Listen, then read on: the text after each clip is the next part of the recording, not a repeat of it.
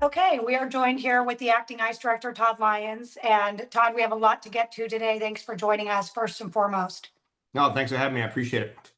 So obviously, one of the biggest topics that is a talker right now is the kind of new revelations that Mexican linked or cartel linked networks in Mexico have brought bounties onto the heads of ICE and Border Patrol. What is your response to that, and what's your concerns there? Well, obviously, my biggest concern is officer safety, right? That's the one thing. Whenever I get asked, what's the one thing that keeps me up at night as a director, that's obviously the safety of the men and women of ICE. So that's the first priority. We got to take care of them. We got to make sure that them and their families are protected because we've seen with a lot of the doxing that they are going after family members as well. The other thing, it just shows how disgusting it is that federal law enforcement officers have to have a bounty on their heads for just doing their job and enforcing the law. But we are with the Homeland Security task forces. We're going to dismantle those cartels in the United States. So I think the message is going to be clear that you can't put a price tag on any of the officers or agents' heads without severe consequences. We've heard from Chief Bovino saying basically we're going to double down in these kind of gang areas. Is that something that we can expect to see from ICE as well? That, hey, you're going to put a bounty on us, we're going to come for you even harder? Well, yeah, we're obviously moving forward with the president's vision, right? Which is the worst of the worst, and that's are these international terrorists because most cartels now have been designated as forced terrorist organizations. So we are going to focus all of our targeted resources, our criminal intelligence-based arrest on going after these transnational criminals that are here hiding in plain sight. We're going to make sure we make a significant dent in the cartel so they won't have a foothold in large cities like Chicago. When it comes to the worst of the worst, director, do we have an update? Do we know what are we looking at? Have we removed a sizable number of these criminals? What are we looking at with the worst of the worst right now? What's an update? Yeah, so you can see just anyone right now can go to any of our social media platforms, and every day we're posting with the worst of the worst, right? Look at Chicago, the amount of TDA gang members we're taking out of there, right?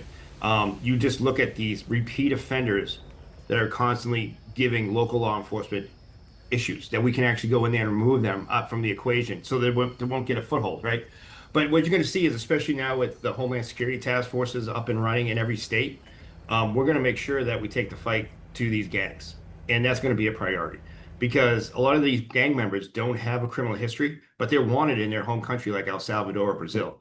So we're going to make sure that we work with all federal partners and make sure that we do what we can to take all these, bad guys, the worst of the worst, as the president says, out of the United States.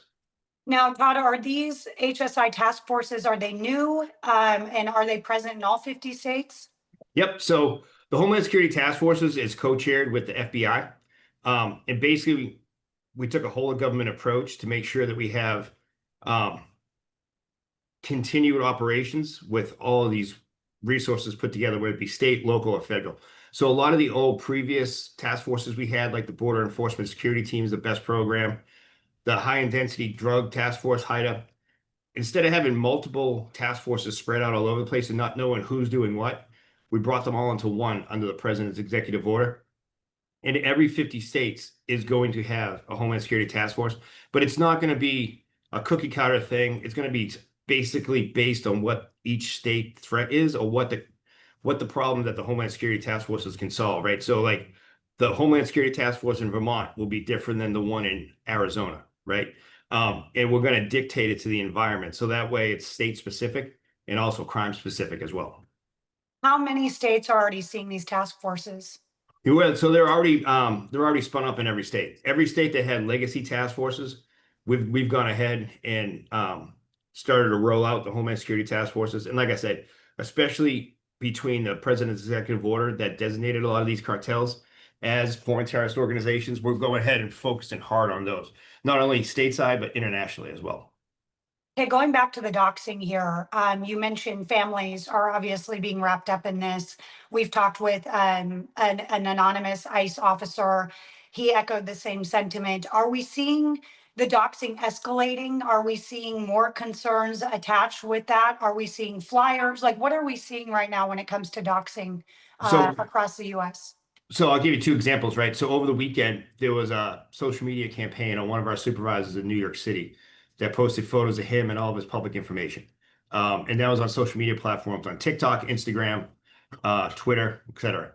But we also saw this weekend in Virginia, there was a large musical festival. And at this festival and all the polls leading up to it, inside the porta potties, there were flyers that showed photos of ICE agents leaving their offices and asking for information on identify these people, identify their children if they go to school with your children. So it's just not stopping, you know. And the bad thing is a lot of the comments that come out of a lot of elected officials' offices doesn't do anything to try to tamper down on the doxing. It seems like it's only getting worse. Are you guys tracking any other threats? I know that there was kind of some talk about a group called the Chicago Rammers. Is that something you guys are tracking at all, where they're affixing these big bumpers on the front of their vehicles? Obviously, we've seen vehicles being rammed as of late, but is that a concern? Are you tracking that? Yeah, we're working with the FBI to make sure that we are tracking all these domestic terrorist groups as well, right? You know, obviously Antifa is one of our prime targets because we know we have to follow the money trail with that. Because obviously people are supplying them with the shields, the masks. You know, in these cases, it's an organized effort to ram the Border Patrol vehicles and some of the ICE vehicles that are operating in Chicago. So the FBI, along with Homeland Security investigations, is really focusing on those leaders, focusing on where the money's coming from and how we can disrupt it at the large level. Because we're actually seeing that these protesters aren't just people from the neighborhood. It's an organized event. A lot of the arrests that Border Patrol had already done for uh, U.S. citizens that were arrested for either impeding, assaulting federal officers or impeding an ICE mission or Border Patrol mission weren't even from Illinois. You see a lot of these professional agitators showing up in a lot of places, especially in Portland. So that's what we're focusing on is making sure that we dismantle these, you know, domestic terrorist groups as well and really find the money and go after the leadership of these groups that are organizing it.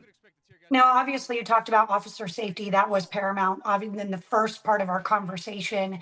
One of the biggest debates that continues to be out there, Tom Homan was on our town hall last night and was asked about it.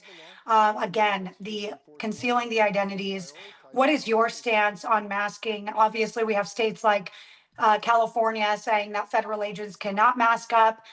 We also have one federal group that literally can't mask up. We have the Federal Protection, Police Protection Unit that they're told they can't wear masks. Um, why do ICE, from where you said, why do they need to be masking up right now, and why is that something you guys are advocating for? So I'll go back, Allie, to kind of what we talked about earlier with doxing, right? I've made it, you know, known that I'm not a fan of the masks, right? Because if you look at the last administration, even after January 20th, up until February, ICE officers and agents didn't wear masks. It wasn't until high-ranking elected officials like Hakeem Jeffries calls for the doxing of ICE agents, and Mayor of Nashville calling out ICE agents where they live and their families. Um, like I said, I'm not a proponent of the masks at all, but if it's going to keep officers safe, it's going to keep people from using advanced AI to find out their addresses and their family's information, then by all means, I'll let them do it. But I would love to see elected officials work with us to come up with stiffer penalties for people that dox any law enforcement officer or threaten their families, or even just stand by with us to tell these people that it's not right. But we're not seeing that. We're getting more and more of this fiery rhetoric from elected officials towards ICE officers. You know, and if you look historically, you always hear that ICE agents or Border Patrol agents are kidnapping people in unmarked vehicles and never see them. That's just totally false. You know, President Trump has allowed us to use the whole entire Immigration Nationality Act, so we're enforcing all the laws. So when they're out there, they're obviously marked in their vests. They have their badge numbers. They'll give anyone their badge numbers. Those people that are arrested received a notice to appear, which outlines what their crimes are, what's going to happen to them next. But again, the safety of the men and women of ICE has to be my number one priority. And if, you know, wearing the masks does help that, then I'll let them keep doing that. And Director, you talked about some of the approaches being taken. Can you kind of walk through some of the tactics that ICE is using that might be similar or different to Border Patrol? Obviously, we've seen some escalated instances out there on the ground. I know a lot of that is orchestrated by the Border Patrol, not necessarily by ICE. Can you kind of walk through the differences in the operations there and what ICE is doing out there on the streets of Chicago and otherwise? Sure. So any one of our states right now, we still have what we've always done was targeted criminal enforcement, right? So we just don't go out there, you know, willy-nilly, not knowing who we're going after, right? we know exactly when these guys and gals step out of the office, they have their target of who they're going for, right? So there are so many individuals in the United States that have been ordered legally deported or removed from the country, had their due process. There's just nothing left for them in the immigration courts, which are a part of the Department of Justice, separate from ICE. So we're going after those people to affect those orders.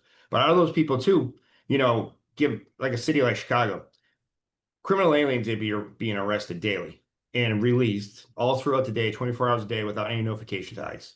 So instead of ICE being allowed to take two agents or two officers to go into a secure location to arrest these individuals, take them to custody, we have to go out with large numbers into the community to make these arrests. And that's what ICE is doing. We know when sanctuary jurisdictions release these individuals, so we have a clue where they're at, but we have to go out there and find them. And that's what we're focused on. The first part, obviously, are those ones that are committing crimes. If a state or a local entity has arrested them and deemed them a public safety, that they actually took them into custody and are holding them in their own jail, there should be no reason to not turn that person over to ICE. And then secondly, though, if we do have to go out into the communities, which I think this is much of like the uproar that we're seeing, if this criminal alien's a passenger in the car or driving a car and there's other people in the vehicle, and like any law enforcement stop, we identify everyone that's at the scene, make it safe, and they're not here illegally, well, we're not going to turn a blind eye to it anymore. We're going to arrest them as well. So it's not that we're indiscriminately going out for just anyone that might be here illegally. We're going out on criminal-based intelligent reports and targeting. And if we get our target and there are other people that are not legally supposed to be here, then we're going to go ahead and take them into custody. And those are who you guys would consider to be collaterals. That's what we've heard Tom Homan say a million times, that if you're here illegally, you're going to be arrested too. Wrong place, wrong time kind of situation. Right. Yeah, Yeah. 100%. And a lot of these people have never been encountered by any DHS entity, whether it be Customs and Border Protection, OFO at the ports, Border Patrol in between the ports of entry or at the border, or us in the interior. So they're starting their immigration case from ground zero, starting the whole way through. But President Trump's also gotten rid of the catch and release. So now everyone we hold in custody. So when people talk about, oh, these people are disappearing, you're not seeing them, well, they're in long-term custody. And in a lot of cases, we just don't have detention spaces in states that don't work with us. So they are being flown to some of our larger facilities where we have cooperation, whether it be Texas, Florida, Louisiana. But still, if someone's just coming into our custody, they do get their due process. And that's one of the frustrating things too, is that when you hear people are snatched off the street, deported in the middle of the night, no. I mean, our detention is almost full right now just because we are encountering so many people who have never been encountered by law enforcement before or a federal agency that they have to start the immigration case at ground zero. Okay, last question here, Director. I know you got to go. The rapidly expanding workforce, we know that there have been hundreds of thousands of applicants. We know at least 18,000 offers have been doled out. Does ICE have the capabilities to train all these men and women up? And do they have the capabilities to do so while maintaining operational kind of standards under the Trump administration? We do. We do. And one thing we've worked with Federal Law Enforcement Training Center, FLETC, down in Georgia right now. It's almost 90% all ICE recruits, whether it's special agents or deportation officers at this time. We were lucky enough to have a lot of people that wanted to come back to the mission. So we have a lot of rehired annuitants that came back as instructors and a lot of former instructors that came back. So we're able to run the academy now 6 days a week, 2 shifts, to really make sure that we meet the president's goal of hiring everyone we need to, but also that we never dropped our standards when it comes to our training. So we're all looking at active and past law enforcement where we can kind of do an expedited class where they've already had their defensive tactics, driving, firearms, things like that, where we can focus on a smaller course load to learn about immigration law, federal search warrants, criminal investigations, things like that. So we're really working with that group of core officers that have law enforcement experience first. But our new recruits that have never been in law enforcement, we're making sure that they get the max training like we would at any academy class. And to your point, Alec, too, yeah, I think I saw last night we were at 182,000 applicants. And if someone gets to the academy and if they're not doing good in PT, they can't shoot.